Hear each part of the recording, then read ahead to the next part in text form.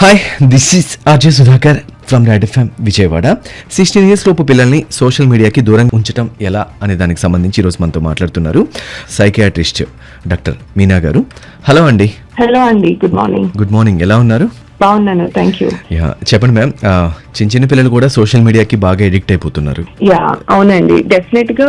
So ఇప్పుడు everybody in the world is using phone so much. So పిల్లలు కూడా automatic గా అదే నేర్చుకుంటున్నారు, దానికి అలవాటు పడిపోతున్నారు. సో ఫస్ట్ థింగ్, పిల్లలతో సోషల్ మీడియా అవాయిడ్ చేయించాలంటే పేరెంట్స్ కి దాని కాన్సిక్వెన్సెస్ అర్థమై ఉండాలి. సో అందరికీ తెలిసిన స్క్రీన్ టైమ్, కళ్ళు హెల్త్, మెంటల్ హెల్త్ ఇవన్నీ కాకుండా నేను ఒక 2 చెప్తాను. సో ఒక రోజులో ఒక 10 మంది 10 రకాల ఇన్పుట్స్ మనకి ఇస్తే మనం ఎంత కన్ఫ్యూజింగ్ గా ఫీల్ అవుతాం. అలాంటిది సోషల్ మీడియాలో కొన్ని 100 ఒపీనియన్స్ ఉంటున్నాయి, అది కూడా పిల్లలు. సో వాళ్ళ పర్సనాలిటీ డెవలప్మెంట్ కి అది ఇంకే విధంగా హెల్ప్ అవుతుందని అనుకుంటున్నాం మనం. రెండో విషయం వచ్చేసి షార్ట్ కాంటెంట్, లైక్ అన్ని 1 minute లోపు ఉండే రీల్స్ కానీ షార్ట్స్ కానీ ఇవి ఎక్కువ కన్జ్యూమ్ అవుతున్నాయి, ఎస్పెషల్లీ పిల్లల దగ్గర.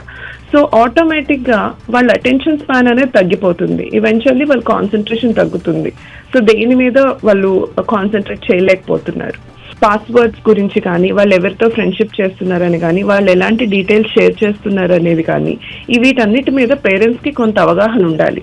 అండ్ పేరెంట్స్ కూడా పిల్లలతో రెస్పాన్సిబుల్ షేరింగ్ ఏంటనేది చెప్పాలి. అంటే మన ఇంట్లో విషయాలు కానీ, లేదు మన ఇంటి మేజర్ డీటెయిల్స్ కానీ, లేదా ఫోన్ నెంబర్స్ కానీ, లేదా పర్సనల్ ఫొటోస్ కానీ, ఇట్లాంటివి షేర్ చేయడము ఖచ్చితంగా అవాయిడ్ చేస్తూ మనకు నచ్చిన చిన్న చిన్న సరదాలు ఎలా ఎంగేజ్ అవ్వాలనే దాని మీద పిల్లలకి రెస్పాన్సిబుల్ గా పేరెంట్సే నేర్పించాలి. అండ్ వీలైతే చిన్నపిల్లలు అండర్ 14 or under 15, 16 years లోపు పిల్లలకి ఎంత నేర్పించినా అబ్జర్వ్ అయిపోతుంది. So you have to make sure they learn new skills, new instruments, music, dance, ఏదైనా హాబీస్ కానీ, స్పోర్ట్స్ కానీ. అండ్ ఇంకొకటి, స్కూల్స్ లో టీచర్స్ అండ్ కొంతవరకు గవర్నమెంట్స్ కూడా, like how it happened in Australia, కొంత రెగ్యులేషన్స్ తీసుకురావాల్సి ఉంటుంది. Thank you all.